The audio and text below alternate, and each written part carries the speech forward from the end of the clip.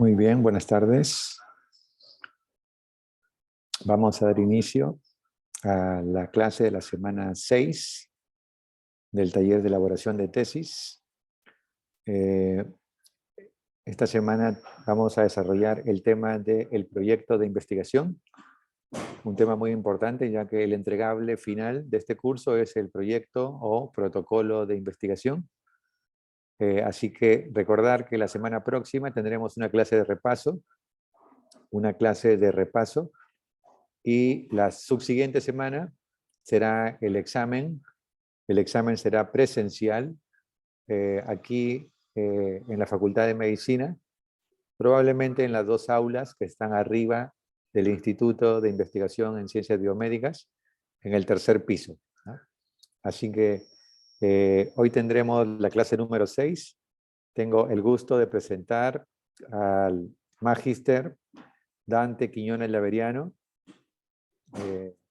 El Magíster Dante Quiñones Laberiano es médico cirujano, egresado de la Facultad de Medicina Humana de la Universidad Ricardo Palma. Es docente investigador del Instituto de Investigaciones en Ciencias Biomédicas, profesor de la facultad, y él va a desarrollar el tema que tiene que ver con el proyecto de investigación, los componentes, las partes, cómo desarrollar, cómo elaborar el proyecto de investigación.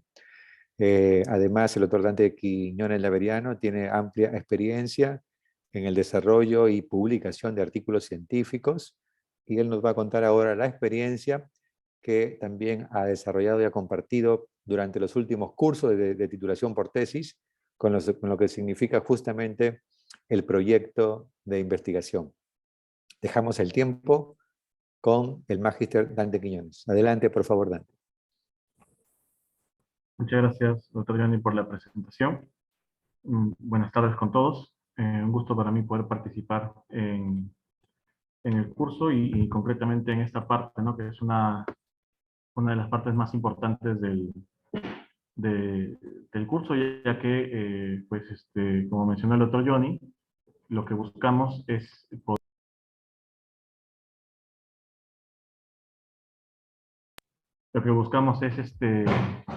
avanzar ya, o sea, ya en miras de lo que va a ser su proyecto de tesis, ¿no? Para hacer un trabajo bien hecho, un trabajo que sea relevante, que busquemos en pro de la publicación, se requiere pues ir pensando en una buena pregunta de investigación y poder desarrollar esta pregunta de investigación en el tiempo que nos queda para luego ya se pueda convertir en lo que es su tesis, ¿no? Me dicen, chicos, si es que se puede ver la pantalla. Sí se ve, doctor.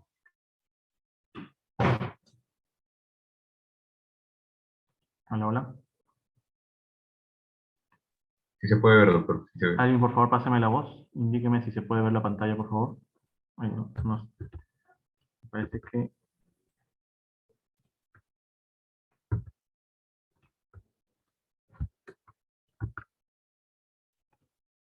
Ay, disculpen, estaba con el audio desactivado, chicos. Otra vez. Empecemos de nuevo. Voy a compartir otra vez.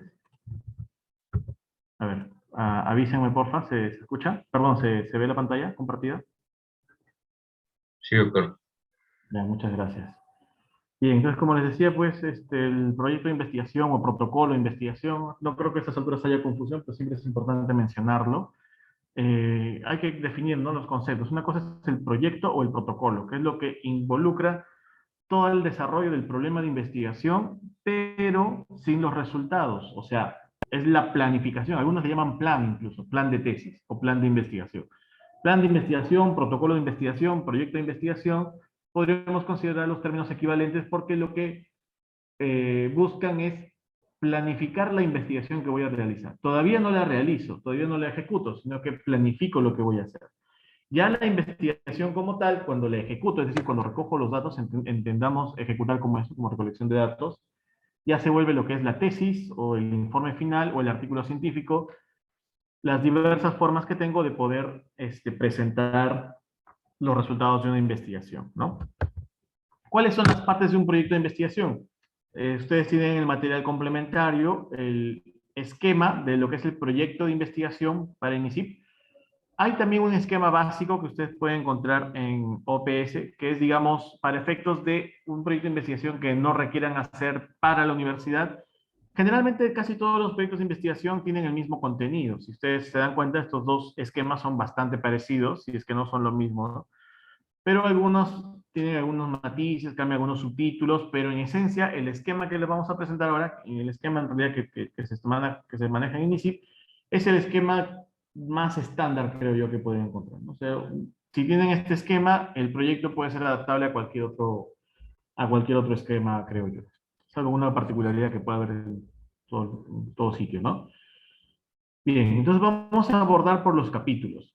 Hay 4 capítulos en lo que es el proyecto. Un capítulo es el planteamiento del problema. En esta parte lo que buscamos es argumentar por qué la pregunta de investigación que voy a realizar es una pregunta de investigación que debe ser realizada, ¿no? Primero, evidenciar de que es una pregunta de investigación que no se ha respondido todavía, al menos satisfactoriamente o al menos en el contexto específico en el que lo quiero realizar, y que, eso principalmente en la descripción de la realidad problemática, ¿no? La línea de investigación, que es una investigación que se alinea con las líneas de investigación de la universidad y las prioridades de investigación nacional, la justificación, ¿no? ¿Por qué es importante hacer el estudio? ¿Quiénes se van a beneficiar del estudio? ¿Para qué puede servir el estudio?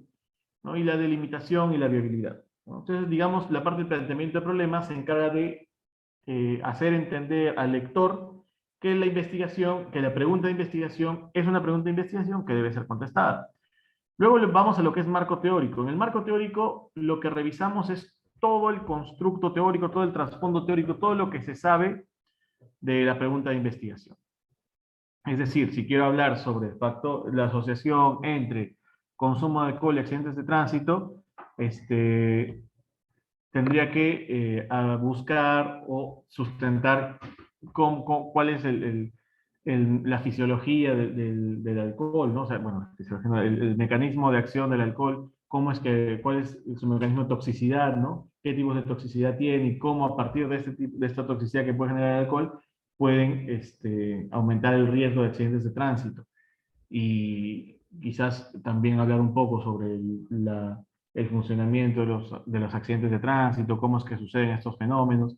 No, todo lo que imagínense la parte de marco teórico como todo lo que alguien que no está embebido en el tema debería saber para poder entender la investigación. Por ejemplo, alguien que está en primeros años, de repente no sabe mucho cómo funciona el alcohol en el cuerpo, no sabe mucho lo que es los accidentes de tránsito, bueno, sabrá un poco, pero no en detalle al nivel en el que uno lo quiere estudiar. Entonces, en marco teórico se da toda esta información, ¿no? Se divide en 2 partes, principalmente, la parte de antecedentes y la parte de bases teóricas. La parte de antecedentes principalmente está relacionada con estudios que tengan un objetivo similar o que tengan una pregunta de investigación similar a la que yo quiero evaluar. Y las bases teóricas son ya las partes, digamos, la parte básica del problema de investigación. Por ejemplo, lo que dije, ¿no? Si quiero investigar alcohol y accidentes de tránsito, el funcionamiento del alcohol, ¿no? Cómo funciona el alcohol en el cuerpo, cuáles son las características de su toxicidad, etcétera, etcétera. Cómo reacciona, cómo elimina el cuerpo el alcohol, etcétera.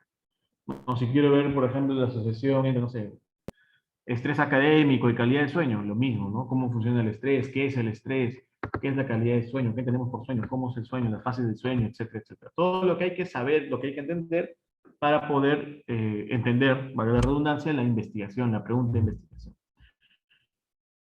Y luego lo que son las hipótesis. Aquí también están los conceptos, ¿no? Que es, digamos, la definición de términos básicos. Por ejemplo, si quiero hablar de estrés, lo que es estrés, lo que es, ya no tanto un desarrollo teórico, sino una definición concreta de cada término, y lo que son las hipótesis. ¿Por qué las hipótesis van aquí? Porque las hipótesis nacen de la revisión que yo hago del tema, ¿no?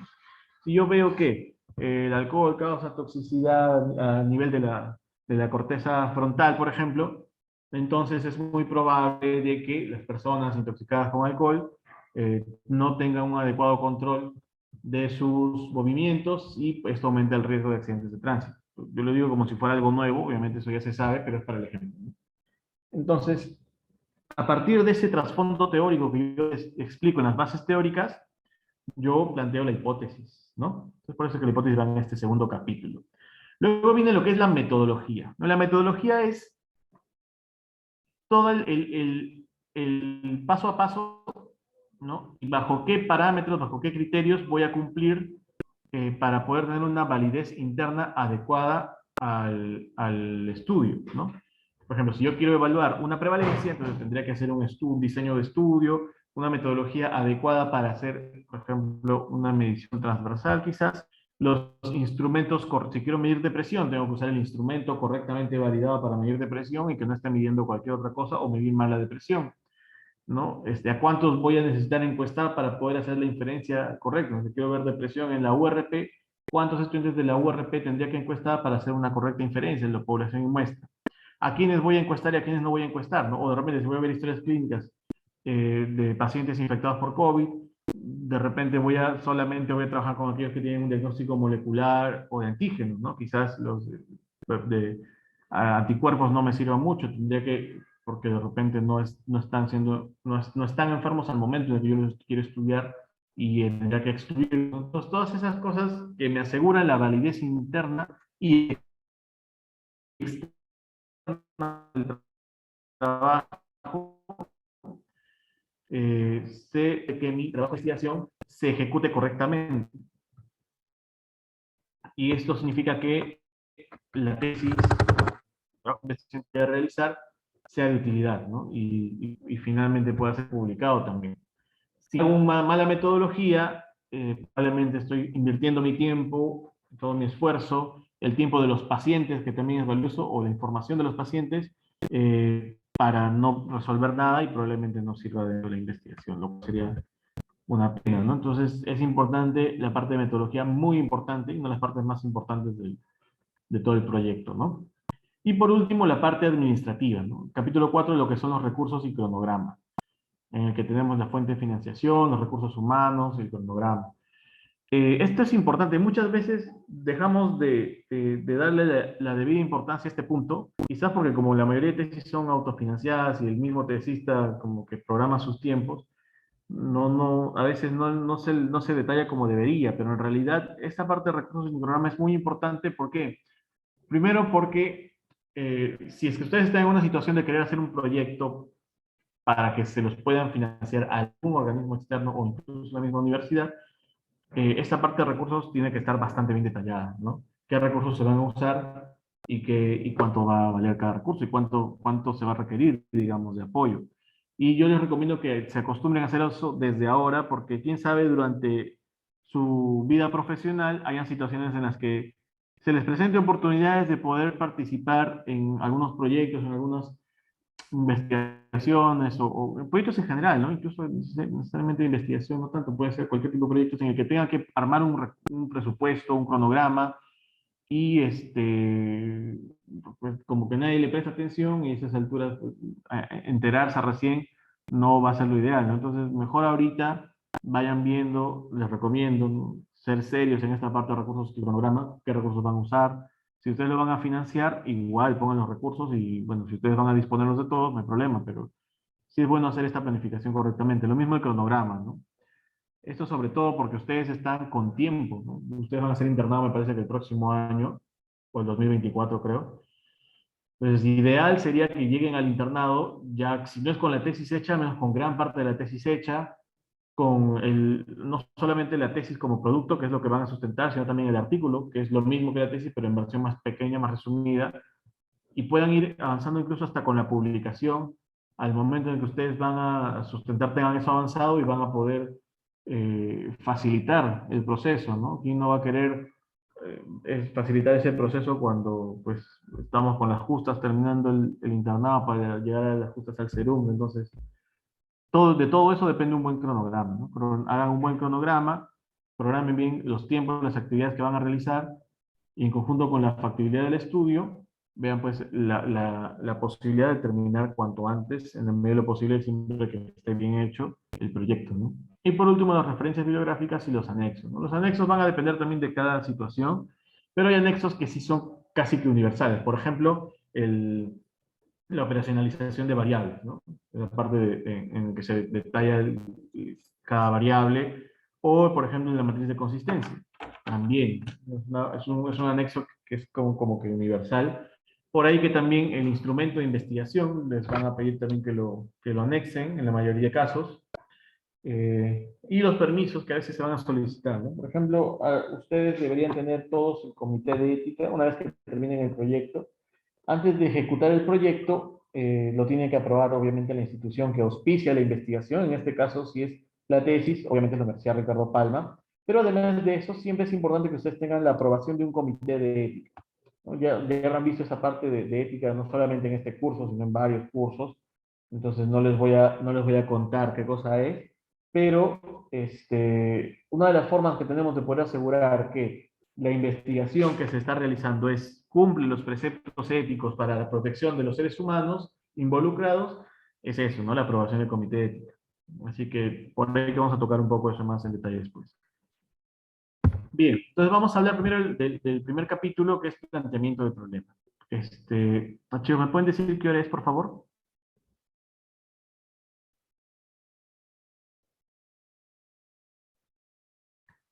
4:38, doctor. Gracias, Mateo.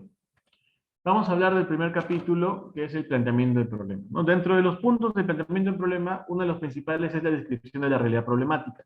¿Qué se hace en este punto? Se fundamenta la necesidad de realizar una investigación para generar conocimientos que vienen un aporte de conocimiento existente. Es decir, tenemos que evidenciar, como dice acá el segundo punto, que quede claro y explícito los vacíos en el conocimiento existente sobre el problema y o la controversia existente y la evidencia no conclusiva. Tenemos que evidenciar de que hay un vacío en el conocimiento que tenemos que llenar. No sé, yo quiero decir, yo quiero ver la asociación entre estrés y calidad del sueño, pero ya hay infinidad de estudios que lo han estudiado y ya sabemos, digamos, cómo se comporta estas dos variables y ya sabemos que hay asociación, y después de varios estudios, entonces, ¿seguirá siendo una pregunta de investigación que valga la pena estudiar?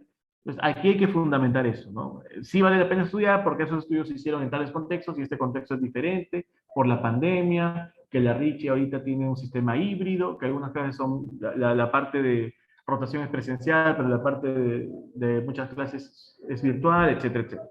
Entonces tengo que sustentar por qué sigue siendo un problema. ¿Y cómo podemos, un esquema útil, que recomendaría para poder realizar este punto, es dividir nuestro planteamiento en tres principales partes, ¿no? La importancia del problema, es decir, ubicar el problema en espacio y tiempo y hablar ahí, por ejemplo, la calidad de sueño, tantas personas duermen mal en todo el mundo, la calidad de sueño causa tantas enfermedades en todo el mundo, etcétera, etcétera, ¿no? Y ir de lo general a lo específico, ¿no? Hablar primero del mundo, luego de Latinoamérica, luego ya de nuestro contexto. Si es un problema que no es muy conocido, siempre conviene hacer una pequeña definición antes, ¿no? La calidad del sueño se define como tal, tal, tal. Y después de eso ya empiezo a hablar de la importancia del problema. O una segunda parte, eso puede ser unos párrafos. Una segunda parte en la que se hablen de lo que se sabe del problema, es decir, la calidad del sueño está relacionada con, no sé, pues, estas comorbilidades, está relacionada con malformaciones, está relacionada con, no sé, ciertas, edad, etcétera, ¿no? Entonces, a pesar de que ya se sabe eso, sin embargo, no se sabe de repente la relación que tiene con el estrés. O de repente se sabe la relación que tiene con el estrés, pero es controvertida. O de repente se sabe la relación que tiene con el estrés, pero en otro contexto que podría ser muy diferente al nuestro, ¿no? Entonces, ahí es donde ya viene lo que es la tercera parte, lo que no se sabe del problema. Entonces, ya exploro ahí la incertidumbre que existe sobre mi pregunta de investigación y lo desarrollo para que finalice con lo que es la pregunta como tal, ¿no? La formulación del problema, en la cual ya yo voy a enunciar lo que yo pretendo hacer en el protocolo, y eso va a venir, digamos, a salvar o a llenar el vacío de conocimiento que estoy expresando en la parte de realidad problemática, ¿no? Entonces, lo que se sabe del problema podría ser los factores que ya se saben, que están asociados a la variable dependiente, y termino la tercera parte con lo que no se sabe del problema. O sea, los factores cuya evidencia todavía no es concluyente, o que se sabe en cierto contexto y que en el contexto en el que yo quiero evaluar no se sabe, o que directamente no se han estudiado, ¿no? No se han estudiado y que a pesar de que no se han estudiado es importante saberlo, ¿no? Entonces, una vez que hablo de propongo la realidad problemática, yo finalizo diciendo lo que no se sabe para justamente a partir de ahí presentar la pregunta de investigación. Acá estoy poniendo el objetivo y la hipótesis para que se vea que tiene que ir en congruencia, pero acá hay un error, voy a corregir esta diapositiva en un segundo.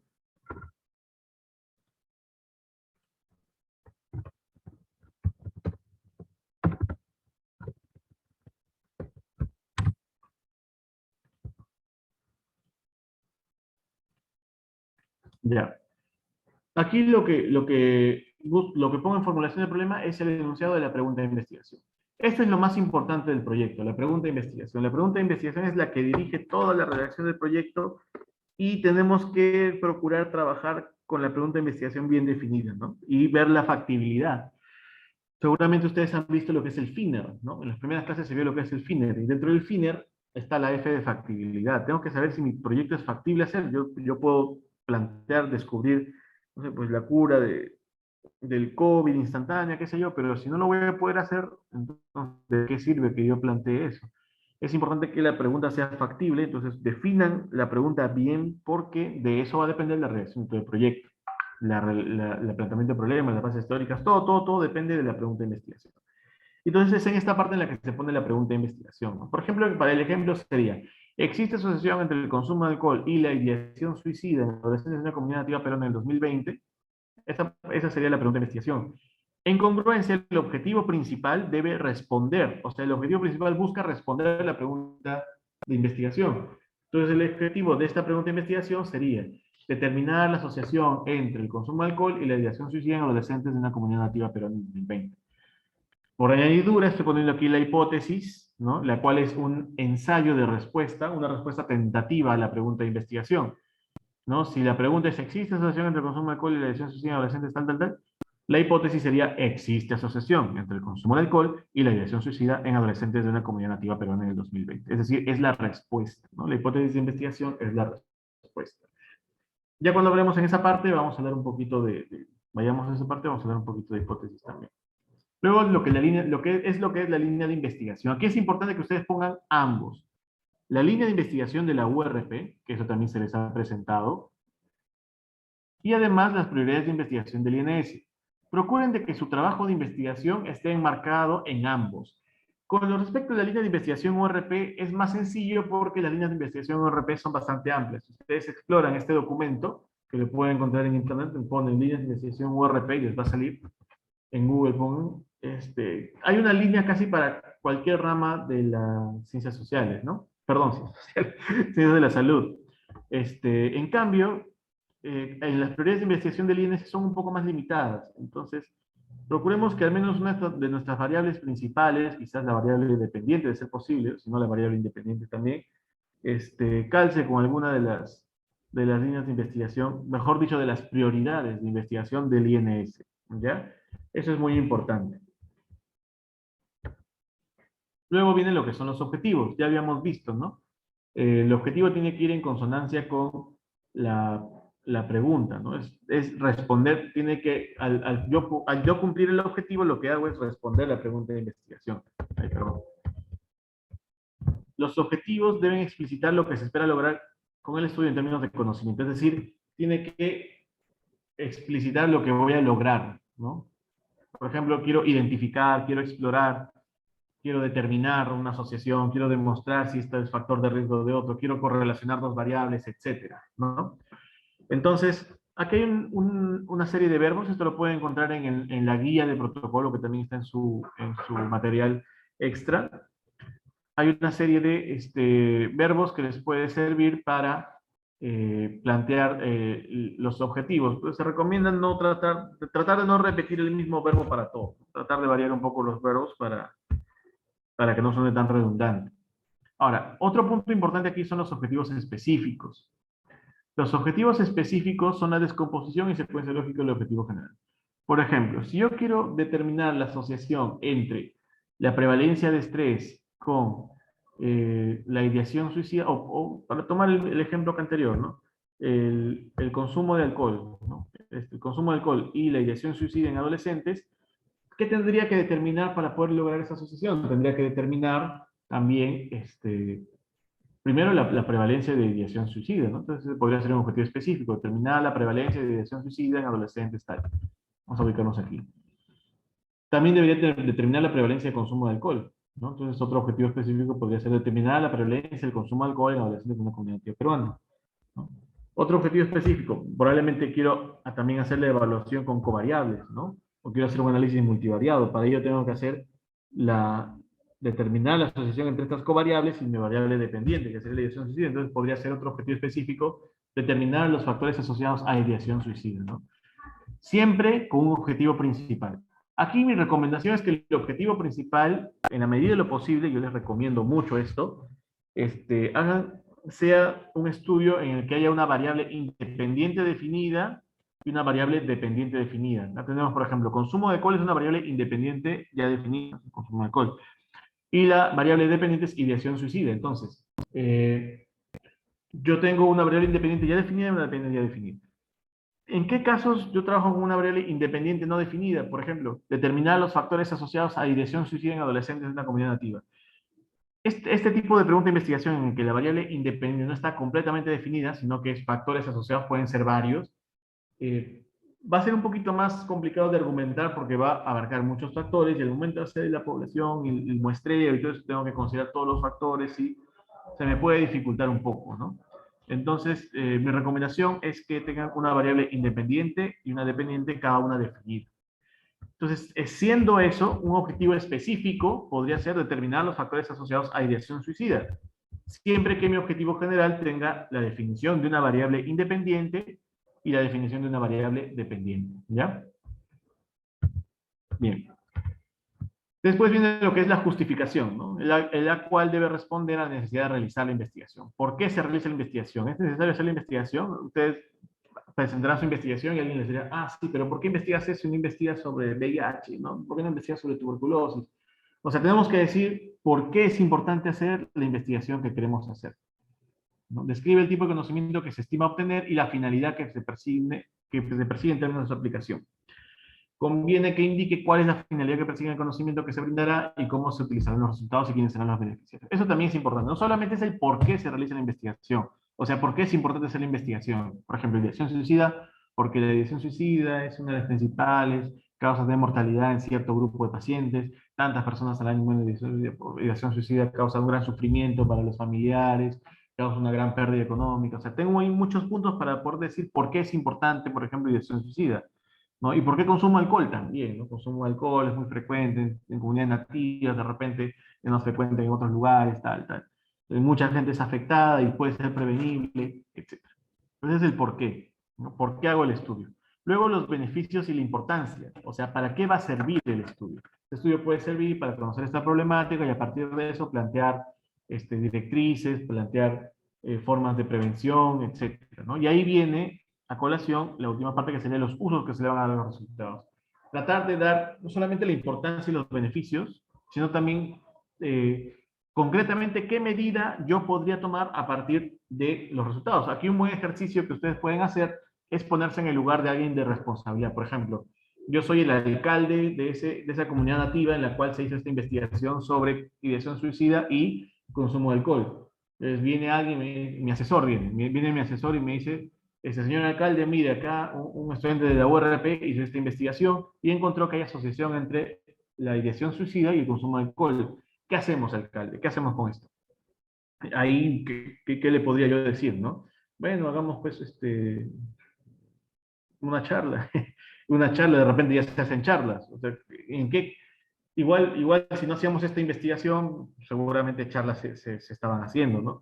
¿Qué cosa concretamente a partir de esa investigación? Bueno, resulta que en esta investigación resultaron principalmente afectados por este riesgo, quizás aquellos hombres que tenían alcoholismo y no tanto las mujeres. Entonces, de repente focalizar esas charlas o de repente buscar otro tipo de sensibilización a la población que sea más efectiva y focalizarlo de repente en hombres, ¿no? O, de acuerdo a los resultados, o lo que yo voy a prever que me van a salir en los resultados, plantear qué medidas podría usar, ¿no? Esto también va en lo que es justificación.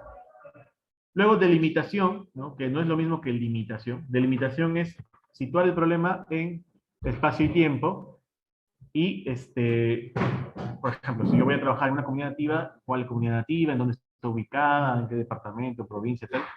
Y el tiempo, ¿no? ¿En qué año? Y si sé el año, al menos en qué meses, ¿no? ¿En qué periodo de tiempo voy a ubicar? Eso se confunde a veces con limitaciones, ¿no? Depende del esquema que ustedes tengan. Las limitaciones, ¿qué cosas son? Son los potenciales problemas de validez interna que pone el estudio. Es decir, no tengo una variable muy nueva, que no hay un instrumento que se haya validado en mi contexto necesariamente. Si uso un instrumento validado en otro contexto muy diferente, puede que ese instrumento no sea del todo preciso, ¿no? Entonces, eso debería considerarlo como una potencial limitación.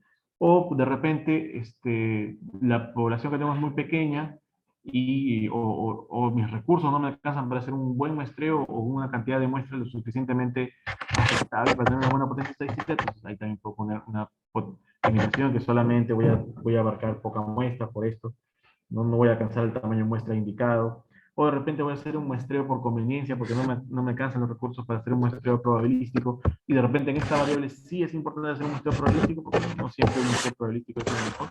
Pero en esta variable sí lo hay que poner en limitaciones, ¿no? Entonces cualquier situación o problema que me pueda limitar, ¿no?, la validez interna del estudio se pone en limitaciones. Y luego lo que es viabilidad, ¿no? Demostrar que el estudio es factible, es decir, lo puedo hacer. Ustedes pueden plantear un ensayo clínico en fase 4 para su tesis, pero probablemente no tengan mucha forma de poder realizarlo, al menos a tiempo, ¿no? Entonces, tan importante como la pregunta, o que la pregunta sea interesante, novedosa, ética, relevante, es también que la pregunta sea factible, ¿no? Entonces, en la parte de viabilidad se desarrolla ese punto. Bien, ahora pasamos a lo que es el capítulo 2, lo que es el marco teórico. A ver, acá se pasó una animación. Denme un segundo, voy a...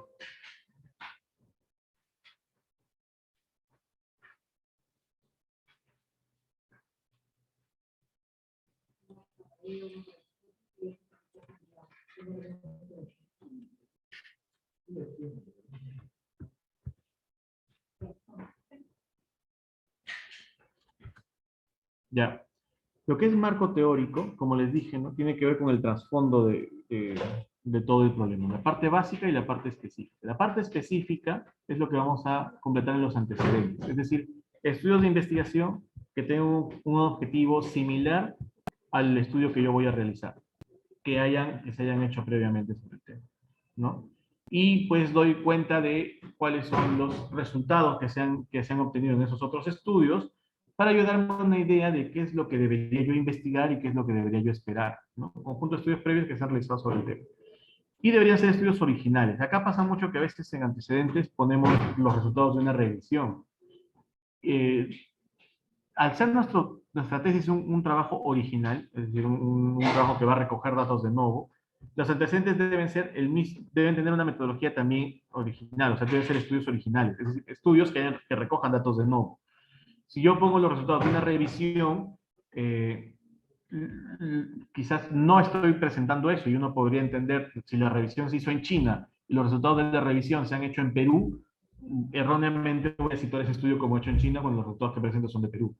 Entonces, si tengo un artículo de revisión, el cual quiero incluir en mis antecedentes, les recomiendo mejor vean cuáles son los artículos originales que dicho artículo de revisión revisó, y esos artículos originales son los que ustedes pueden incluir en los antecedentes, ¿ya? Tienen que ser estudios originales, realizados a nivel nacional o internacional. Mucho pasa aquí que muchos dicen, no encuentro antecedentes, no hay. Lo que normalmente pasa es que no hemos buscado bien. Traten de buscar en español y en inglés, y al menos en PubMed, Google Académico y Biblioteca Virtual en Salud. Recuerden que Google Académico no es útil para búsquedas sistemáticas, pero sí nos puede ayudar para darnos un mayor panorama de cómo abordar un problema, ¿ya? Y PubMed quizás no vamos a buscar, no vamos a encontrar muchos artículos a nivel nacional o en un entorno local en PubMed. Entonces ahí también Google Académico nos puede ayudar un poco. Y los ordenamos de acuerdo a ese orden, ¿no? Internacional y luego nacional. Por ejemplo, aquí tenemos un antecedente, ¿no? Es importante al presentar el antecedente, presentar al menos el primer autor. Si son dos autores, pueden ir ambos autores, pero si son tres autores o más, solamente va el primer autor seguido de et al, ¿no? Si son dos autores, pueden ir los dos. Si es un solo autor, solamente va el autor. Y si son más de dos autores, va el primer autor seguido de et al. La forma en la que yo les recomiendo que pongan los apellidos y el nombre es el apellido seguido de la inicial del nombre, ¿ya? Y luego tenemos, ¿no?, que publicar una investigación el año en Tanzania, o sea, el año y el lugar, ¿no? También es importante poner el año y el lugar. Pueden poner el título de la investigación o el objetivo, ¿no? Uno de los dos. La cosa es que, si es que el título refleja el objetivo, pueden poner el título, pero hay algunos artículos cuyo título es un poco más marquetero y a veces lo ponen como una pregunta retórica y que no ayuda un poco a ubicar el objetivo del trabajo. En ese caso recomiendo poner el objetivo, ¿no? y directamente después ya los hallazgos más importantes, ¿no? Si es que es un estudio en el que hay que contextualizar un poco la población, por ejemplo, si es un estudio de estrés, ¿no? Si es un estudio de estrés en diversas poblaciones laborales, ahí quizás convenga también detallar, esto se hizo en personal de salud, esto se hizo en personal administrativo, esto se hizo en policías, etcétera, ¿no? Entonces ahí también, si es que es importante para el estudio, también detallar qué tipo de población fue y también, si es relevante para el estudio, el diseño, ¿no? El diseño de cada antecedente y luego los resultados principales, sobre todo los resultados que están relacionados a los resultados de mi estudio. Ahora, ¿qué pasa si ustedes dicen que buscan bien, buscan en todos los rincones, en español, en inglés, portugués, francés, y no encuentran antecedentes? Si es que ese fuera el caso, la recomendación ahí es buscar los estudios que más se parezcan al estudio que yo quiero hacer. O sea, de repente no tiene que ver con estrés, sino que hay más bien de burnout. Bueno, burnout, de estrés son variables que no son las mismas, pero podrían entenderse o podrían estar un poco relacionadas y ya, pues, podría tomar eso como un equivalente, ¿no? Agarrar estudios que evalúen variables similares a la que yo estoy evaluando, a la que yo voy a evaluar en mi estudio, ¿no? Ahí vemos la población y acá los resultados principales, ¿no? Y luego un poco la conclusión, para dar, digamos, el mensaje final o el mensaje sucinto de lo principal del estudio. Luego viene lo que son las bases teóricas. Las bases teóricas es la argumentación de por qué la pregunta tiene fundamento teórico. Entonces, por ejemplo, si yo quiero ver el efecto antiparasitario de una plantita, yo no voy a agarrar una planta que estoy caminando por la calle y mira, mira esa planta, qué bonita. Voy a ver si tiene un efecto antiparasitario. No, pues, ¿no? Si yo quiero ver si una planta tiene efecto antiparasitario, tengo que ver qué componentes fitoquímicos tiene la planta, que se sepa que alguno de ellos puede tener algún efecto antiparasitario frente a algún parásito que pueda ser susceptible a dicho componente fitoquímico. Entonces, todo este trasfondo va en lo que son las bases teóricas. Lo mismo lo que les dije, ¿no? Por ejemplo, el consumo de alcohol e ideación suicida. El consumo de alcohol quizás está muy relacionado, va muy de la mano con trastornos depresivos, con trastornos de salud mental, y esto se sabe que podría aumentar el riesgo de ideación suicida. Entonces, ese trasfondo teórico por el cual la pregunta que estoy haciendo tiene sentido estudiar se da en bases teóricas. Entonces, tengo que desarrollar, como les mencioné, ¿no? El mecanismo por el que el alcohol causa toxicidad, y a su vez cómo afecta a la salud mental, y a su vez cómo puede afectar en problemas de salud mental y cómo esto podría llevar. Entonces tengo que desarrollar un acápite sobre el alcoholismo, sobre el alcohol, un acápite sobre la salud mental, un acápite sobre la ideación suicida, para que la persona que lea la pregunta o lea la investigación tenga claro todos los conocimientos que hay que tener para entender esta pregunta de investigación. Se expone el razonamiento y los argumentos de la investigación del investigador hacia la búsqueda de la evidencia que dé respuesta a la pregunta, ¿no? Y a la hipótesis. Requiere igualmente una revisión exhaustiva de la bibliografía. Eso es importante, y en general no les dije, pero para toda la redacción del proyecto ustedes tienen que leer, ¿no? A veces uno piensa que redactar es simplemente sentarse a escribir, pero más tiene que ver leer con redactar que escribir, porque para yo escribir un párrafo tendría que haber leído muchos párrafos, ¿no? Tendría que haber leído varios artículos. Y recién cuando he leído algunos artículos, yo les recomiendo unos 5 o 10 artículos mínimo, bien leídos, antes de empezar a redactar, para poder tener una idea de qué cosa quiero decir. Recién cuando yo leo varios artículos, ya sé más o menos de qué trata la pregunta, ya sé qué tema quiero abordar, y ahí voy a poder tener idea de qué es lo que quiero decir. Si no he leído mucho, se me va a dificultar eso, ¿no? Y esto en marco teórico, y sobre todo en las bases teóricas, es más aún, ¿no? Porque las bases teóricas son justamente eso, ¿no? La revisión de la bibliografía, en este caso, ya no los temas específicos que hemos visto en antecedentes, sino los temas básicos de la pregunta. Bien, y después lo que son las definiciones conceptuales. A ver, esto de aquí no corresponde a lo que es definiciones conceptuales. Lo que son las definiciones conceptuales son lo que es la definición de los términos que, digamos, son los más importantes o los clave al momento de realizar mi pregunta de investigación. Por ejemplo, si voy a estudiar lo de ideación suicida y alcoholismo o consumo de alcohol, tengo que definir qué cosa es el consumo de alcohol. Tengo que definir qué cosa es el alcoholismo. Tengo que definir qué cosa es la ideación suicida.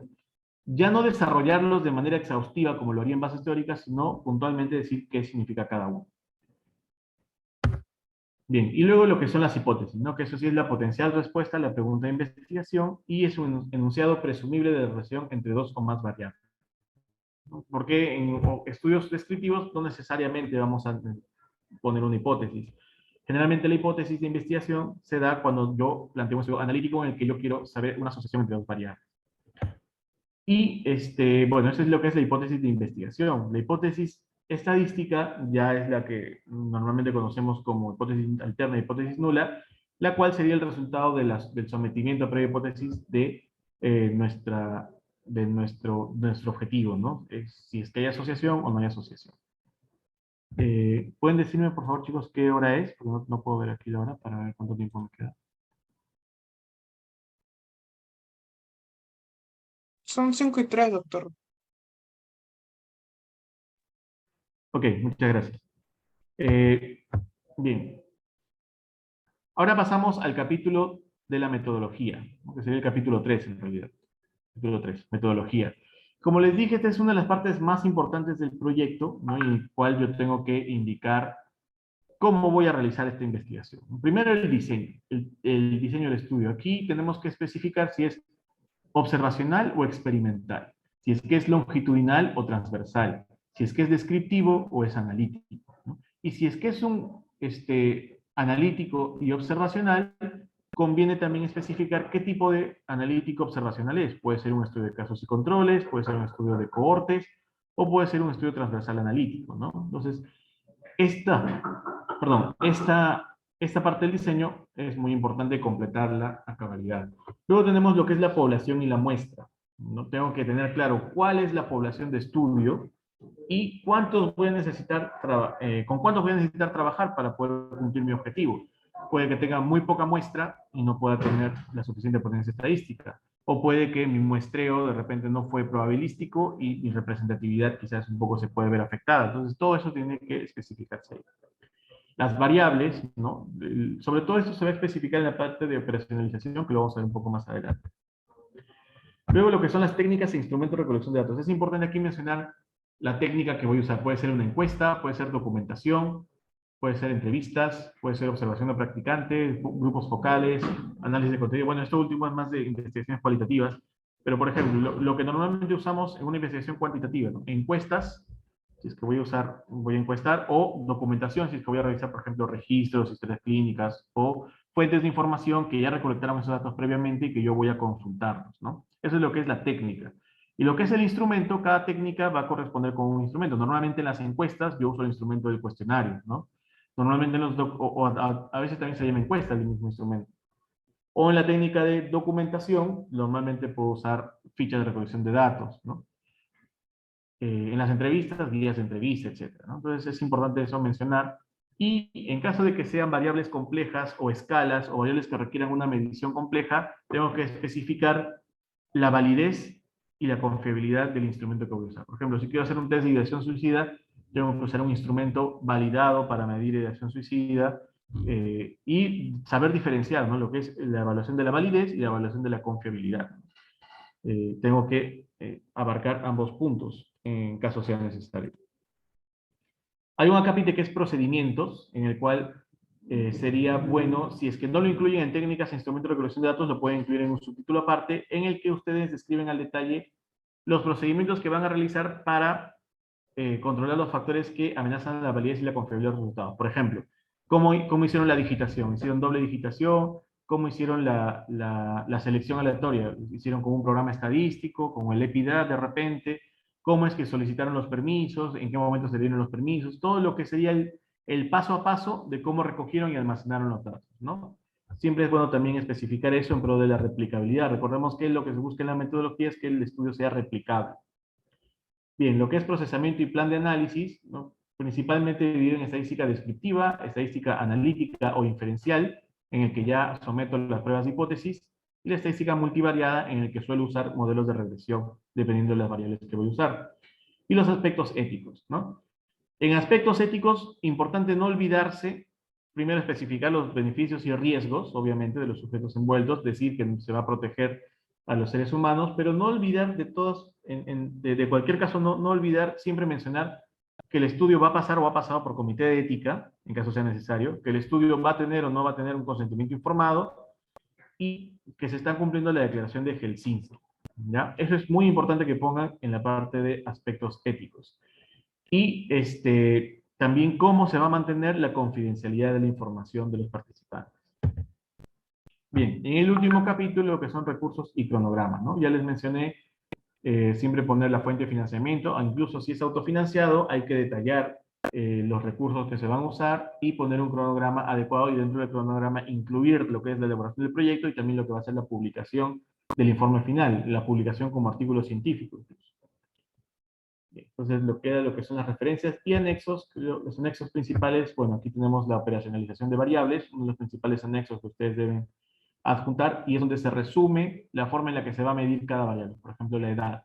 ¿Qué es la edad? La edad es el número de años del paciente al momento de hospitalización. Pero ¿cómo yo lo voy a medir? Según lo indicado en la historia clínica. Entonces, definición operacional es diferente de definición conceptual porque la definición operacional es la forma en la que yo voy a medir una variable, ¿no? La definición conceptual es lo que significa esa variable. Las escalas de medición, la naturaleza y la categoría o la unidad, ¿no? Si es una variable cuantitativa, la unidad, y si es cualitativa como el sexo, la categoría.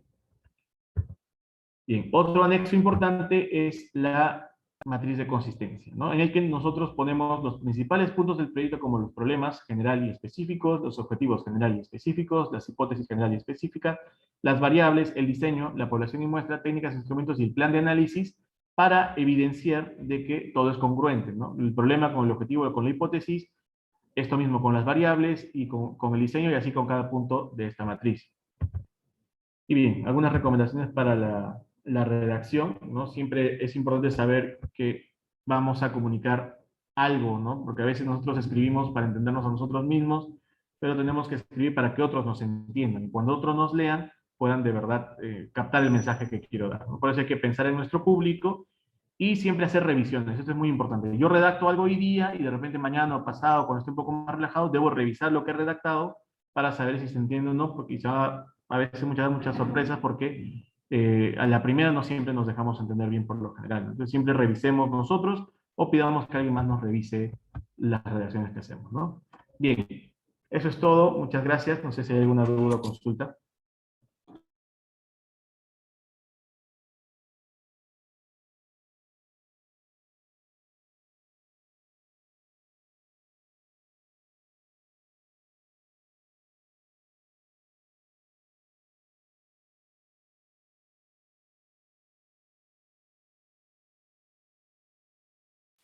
Muy bien, entonces agradecemos al Magíster Dante Quiñones Laveriano por esta presentación que hemos visto de manera completa y panorámica todas las partes, componentes y detalles de lo que significa el proyecto de investigación.